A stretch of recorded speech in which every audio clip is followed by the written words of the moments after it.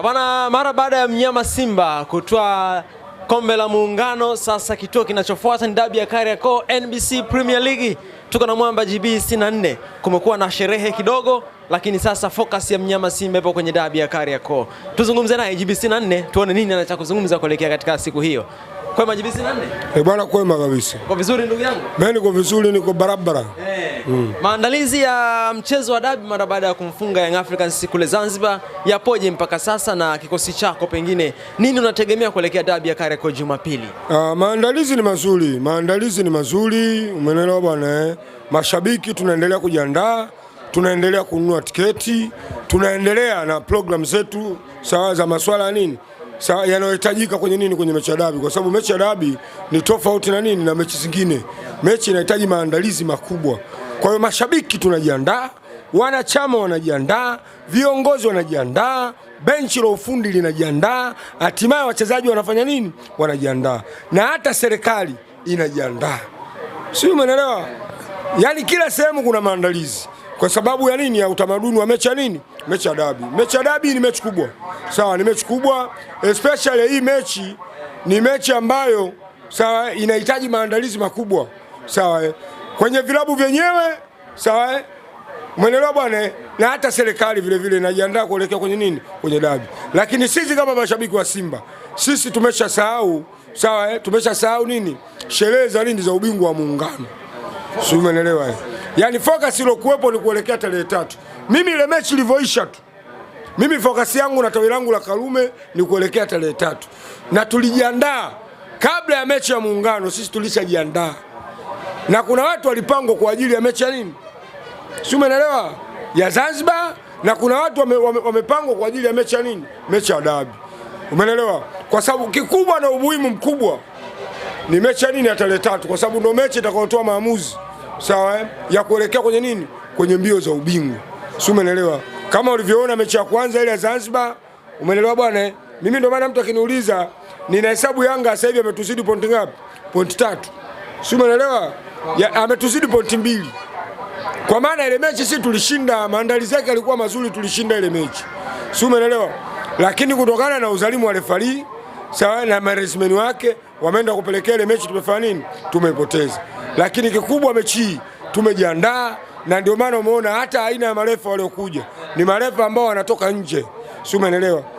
Ukiangalia uhalisia sawa, sisi hatufungwagi kihalali na Yanga. Sio, umeelewa? Yaani ukiangalia uhalisia sisi hatufungwagi kihalali na Yanga. Mechi sisi tulizofungwa kihalali katika mechi 9 tulizofungwa na Yanga, mechi 2 tu ndo tulizofungwa na Yanga kihalali. Sio, umeelewa? Kati ya 9 mechi tulizofungwa kihalali ni mechi 2. Yaani inamaanisha kuanzia mechi ya Mayele, zile za Mayele 2 anatufunga, mechi za Ngao ya Jamii zile ndio mechi wanatufunga kihalali. Sio, umeelewa? Lakini ukija mechi zilizobakia zote, lazima ushindi wa Yanga utakuwa na makando, lazima kutakuwa na maneno. Kama sio marefari, basi watakuwa wachezaji wetu walitumika. Kama sio wachezaji wetu, basi kutakuwa na hawa stewards nao vile vile wanakuwa wanafanya nini? Wanatumika. Lakini kiuhalisia, yani kusema kwamba umeona mechi ya juzi Yanga sio wamefungwa, umesikia kuna mwana Yanga analalamika? Kuna mjinga mmoja tu ndo anamzungumzia Chama, anakuambia Chama hana uwezo wa kucheza dakika 120. Kwa hiyo anawaambia bodi ya ligi na TFF wamfanyie vipimo Chama. Lakini huyu kimwangalia sana anamsifia Chama. Maana yake Chama ana uwezo mkubwa kuliko mchezaji yoyote katika ile mechi. Umeelewa? Amesahau Chama. Hawa kina Pakome kina nani hawa wote wanamuiga mazoezi Chama. Chama baada ya kwenda Yanga ndio wachezaji wa Yanga wakawa wanamuiga mazoezi binafsi. Katika mchezaji ambaye anayefanya mazoezi binafsi mengi, especially ya gym ya fitness, ni Chama Clatous. Ndio Pakome kaiga, kuna vichezaji vingine vinafanya nini? Vinaiga. Lakini Chama yeye ana mtu wake kabisa wa physician, yani binafsi, ambaye anamweka fit nani? Clatous Chota Chama. Sawa. Semaji alikuwa anazungumza leo na waandishi wa habari, akasema ya kwamba wanasimba wana wasiwasi na Anicet Yaura Kagoma, lakini mzee wa kujitutumua Kibabage kwamba alipata majeraha kwenye mechi iliyopita, lakini kathibitisha rasmi kwamba watakuwepo. Hii inawapa hali kiasi gani kuelekea katika mchezo unaofuata? Sio kumsikiliza msemaji tu. Mimi naongea na wachezaji. Mimi nimeongea jana na Kibabage jana usiku. Yuko vizuri, nimemwambia dogo nataka upige show, tena show za hatari. Na akanijibu kabisa akaniambia bro, umeelewa bwana? Bro, kwamba usiwe na wasiwasi. Tuombe Mungu niwe vizuri, niamke vizuri. Suleiman Mwalimu nimeongea naye, kaniambia usiwe, nilimwambia utawafunga tu. Mechi ile ya Zanzibar. Nilimwambia Suleiman Mwalimu lazima uwafunge. Message nazo humu. Akaniambia bro, tumuombe Mungu. Nitashukuru. Na kweli akaja akafanya nini akafunga. Mimi sasa hivi siongei bla bla tovyo. Mimi naongea na wachezaji. Rushin Diruku nimeongea naye jana. Si umeelewa?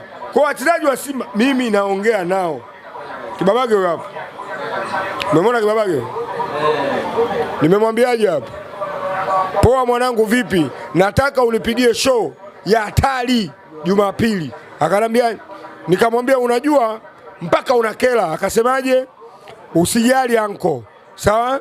Usijali anko, tuombe niwe sawa, tumguu uwe sawa. Si umeelewa? Kwa hiyo yani mimi naongea nao wachezaji wote. Sawa, naongea nao, najua matatizo yao. Suleiman Mwalimu huyo hapa. Si umeelewa? Kwa hiyo wachezaji wote mimi nafanya nini naongea nao.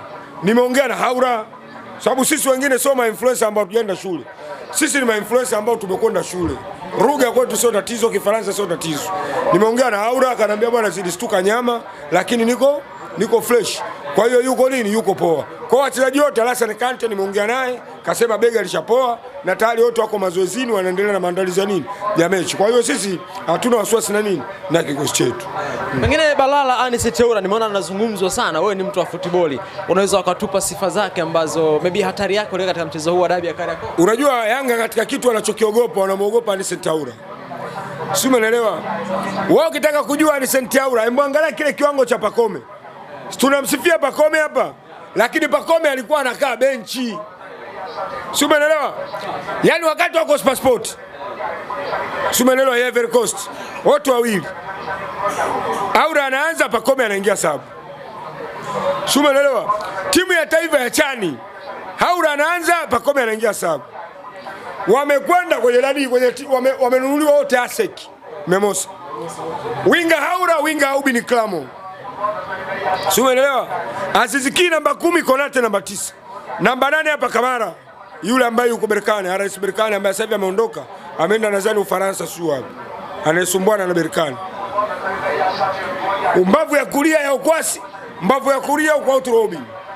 Si umeelewa? Katikati hapa Ismail Tule namba 4, sentafu hapa kuna jamaa mmoja sasa hivi yuko Andalechi. Hiyo ndio timu ya nani ya ASEC Memosa ya moto. Inakuja hapa tunaifunga 3-1 tunakwenda kwa tunapiga 3-0. Pacome yuko sabu. Haula yuko ndani. Yule mwamba kauzwa akapelekwa Stellenbosch. Yeye pamoja na nani? Na Ismail Tule wameuzwa Stellenbosch ligi ya South Africa. Pacome ndo anapata nafasi sasa ya kucheza. Yaani Haula anaenda Stellenbosch, Pacome ndo anapata nafasi ya kucheza. Kanacheza msimu mmoja kwa Pacome kanaonekana ndo anakuja Yanga. Lakini kiumri Haura ni mdogo kuliko nani? Pacome ni mtu mzima.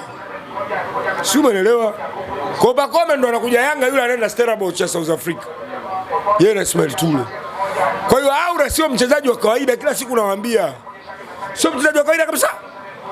Na ndio maana Yanga wametumia mafusho, wametumia majini, wametumia vitu vya aina mbalimbali kumtoa mchezoni ule mtoto. Lakini tushashtuka dogo ameshaenda, ameshafanywa visomo, ameshafanywa maombi, yuko vizuri. Jumapili kazi wanayo katika kiwanja cha Meja Samuel. Sawa. Jibi lingine pia ni kuhusiana na waamuzi ambao wanatokea nchini Morocco. Tumeshuhudia waamuzi kutoka Kenya kwenye dabi ya Kariakoo, bila shaka uridhishwa na maamuzi yake. Vipi kwa hawa wa Morocco? Tutegemee nini ambacho unakiona kwao? Mimi ninadhani kwanza tunatakiwa tuwe wachezaji wetu pamoja na benchi la ufundi wanatakiwa wawe na akili timamu. Tusitegemee sana wa marefa. Wale jamaa wanatoka Morocco. Na ofisi za ACA ziko Morocco. na rais wa zile ofisi ni Engineer Hersi. Hiyo iko wazi. Tunatoa angalizo, tunatakiwa tuwe makini. Si umeelewa? Na engineer ana urafiki mkubwa sana na yule rais wa nini? Makamu rais wa nini? Wa CAF. Wana urafiki. Kwa hiyo marefali wanatoka Morocco, kuna nini? Kwa hiyo tutakuwa tuwe makini sana. Ili angalizo nalitoa. Si umeelewa? Lakini kwenye uchezeshaji sidhani kama labda watakuwa ni marefa wabovu, ni marefa wazuri, washachezesha mpaka AFCON. Waamuzi wote wao wanakuja. Kwa hiyo sidhani kama wanaweza wakalewa ujinga wakaja wakatufanyia vitu vya ajabu, kwa sababu wameheshimiwa. Kuletwa kutoka Morocco, kuletwa kuja kuchezesha dabi hapa. Na dabi ambayo inatoroa macho na viongozi wa CAF, viongozi wa FIFA, wote wanaiangalia dabi ya nini? Ya Tanzania. Na ni mechi ya maamuzi. Sio, umeelewa? Mimi nadhani itakuwa vizuri. Lakini makosa madogo madogo tuyatarajie kutokana na hayo niliyokuambia. Pengine kingine ambacho JB naona anategemea kwenye mchezo huu, kwa maana ya kwamba Mnyama sasa anatakiwa kupunguza gap la point dhidi ya Young Africans. Iwapo Mnyama atafungwa, gap litakuwa kubwa zaidi. Nani anaitaka sana game hapa? Unaiona Young Africans anaitaka zaidi au Mnyama anaitaka zaidi? Kaka, hii mechi ndio maana nikakwambia mechi ya Zanzibar ilikuwa send off. Hii sasa ni nini? Hii ndio sherehe ya harusi. Sisi tulikwenda kule, yes tulikuwa mwenyeji kule, tumeenda kwenye send off. Kwani huyu si mama yetu? Sikatuzazi. Kwa hiyo kule send off. Kule mshangazi ulitangulia guest. Ukatupigia simu tukaenda. Kwa hiyo tumeenda kwenye send off. Sasa tunakwenda kwenye harusi. Harusi inafanyika Benjamin nani wapi? Meja Samuel pale ndo kwenye harusi sasa harusi. Pale ndo tunaenda kuoa sasa. Sio, umeelewa? Kama unajiamini sana JB Sina. Nasikia kutokea Pwani JB Sina. Oyo, mayo wamejisemea wenyewe watu wa Tabora. Yanga imecha tufungi. Nimekwambia katika mechi 9 tulizofungwa na Yanga, mechi 2 tu Mayele na ile 2-1. Sio, umeelewa? Ndio mechi tulizofungwa kihalali. Zangao ya Isani. Mechi zilizobakia zote ni makando. Kama sio baadhi ya wachezaji wetu walikuwa wanatumika katika kuidogosha Simba kutokana na manini na marekebisho ya katiba iliyokuwa inatakiwa na mwenyekiti wetu Mangungu. Aache tumuondoe ili asifuatilie ile katiba. Katiba ishapita. Katiba ndio kimeng'enyo kilichokuwa kinaimeng'enya Simba. Ndio maana tukawa tunafungwa na Yanga. Katiba ile ishakamilika, watu wote wanaongea lugha hii. Tukiongea lugha moja si atufungwi na Yanga. Yanga hana uwezo wa kutufunga. Kuna mwaka tulimwambia Yanga sisi hatuna hela, Azam wana hela. Wao ubingwa uchukui, ubingwa anachukua Azam. Walitoka huku wazee wa Simba wakaenda kutengeneza kamati ya ushindi Azam. Azam akuchukua ubingwa 2014. Simba tukiamua la kwetu tukimba slogan yetu Simba nguvu moja. Yanga hana uwezo wa kuifunga Simba. Kivyo vyote vile. Si umeelewa? Yaani kivyo vyote Yanga uwezo wa kutufunga sisi hana. Angalia mechi ile tunafungwa 5. Aishi Manula majeruhi miezi 8, unakuja unampa mechi. Elo Kinonga anafanya upumbavu aliokuwa anafanya. Chabalala ndo kama huyo kaonyesha dhahiri kwamba mimi nilikuwa natumika, huyo kaenda wapi? Kaudi Yanga. Israeli Mwanda ndo yule. Unamwona kaudi Yanga. Kwa hiyo kuna baadhi ya wachezaji walikuwa wanafanya nini? Wanatumika katika kuhujumu Simba. Tumetoka hapo tumekuja mechi ya 2-1. Elo Kinonga anajivunja anakaa chini. Beki mwingine hakuna, anacheza kazi, hana uzoefu na experience ya kucheza dabi. Tunafungwa 2-1. Uongozi hauelewani. Tunatoka hapo ukija hizo mechi 6 zote mfululizo hatufunga. Hakuna mechi ambayo refa hajahusika. Si umeelewa? Hakuna refa mechi ambayo refa hajafanya nini? Kayoko katunyima penalti 3 za wazi kibdeni sote. Anajiga ukija mechi 2. Ukija ile mechi ya mwisho Ngao ya Isani Pakome offside anafunga. Alikuwa anapiga story na Kamara. Ukija ya juzi sare Zanzibar tumwafunga si goli lile. Na refa lazima nisikafungiwa. Si mechi sikashinda Simba. Na goli halali wakasema. Ukija mechi ya juzi ndio hii umeona refa yuko halali, yuko vizuri, Yanga akapotea. Yanga hana uwezo wa kutufunga sisi tukimba nyimbo yetu ya slogan nyimbo ya Simba na utulivu Simba, ndio maana tumefungwa. Na dabi ukikosa utulivu lazima ufungwe. Kwa hiyo Yanga mwana Simba yote, toa 15,000 yako, toa 30,000, kata tiketi. Hawa wajinga mimi najua hawana uwezo wa kutoa 30,000 kwenda kukata tiketi. Na ndio maana kuna mpuzi mmoja katumwa akanunua tiketi robo 3 ya uwanja. Yule katumwa na upande wa pili. Watu wamesuka wamezuia tiketi. Kwa hiyo wana Simba tununue tiketi, twende tukaujaze uwanja. Hawa wanatakiwa wawe 20 tu mle. Uwezi kutoa 30,000 alafu 20,000 nauli kula 10,000, 70,000 ndio uende uwanjani. Hela hiyo hawana. 5,000 inawashinda, wanasubiri waingizwe bure. Wataweza kushingia 70,000 kwenda uwanja Mbweni. Si umeona kule Zanzibar? Mpaka na Solo wa Yanga analalamika kwa mashabiki wa Yanga waende uwanjani. Simba walikuwa wengi, walikuwa karibuni 70% ya uwanja walikuwa ni Simba. Kwa hiyo Meja Samuel 85% tutakuwa ni sisi. Kwa hiyo wana Simba wote tunatakiwa tukate tiketi haraka. Kesho asubuhi nikiamka nisikute tiketi kwenye simu. Mimi nishakata tiketi za mke wangu, mimi na mke wangu zote. Umeelewa? Sawa sawa. Mwamba Deus Kaisile, kata tiketi. Umeelewa? Yaani kata tiketi Deus Kaisile, utakosa, najua unaingia kesho. Kata tiketi kabisa Deus Kaisile. Umeelewa bwana?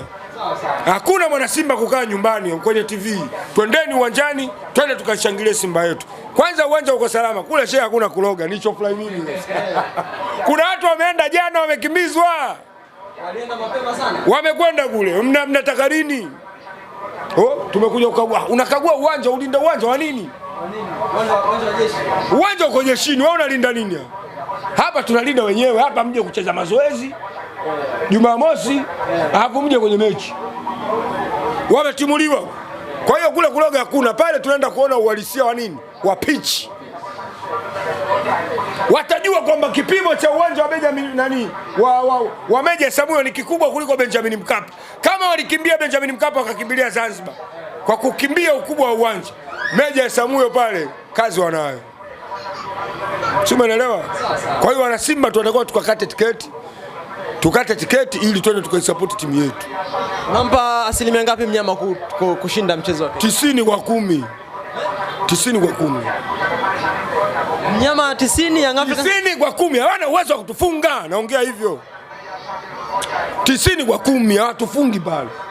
Fuata baada ya matokeo. Wewe nifuate baada ya matokeo. Kwa nini ulisema utanifuata? Shukrani sana. Mimi nikiongea nimemaliza bwana. 90 kwa 10. Tena chuma kuanzia 2.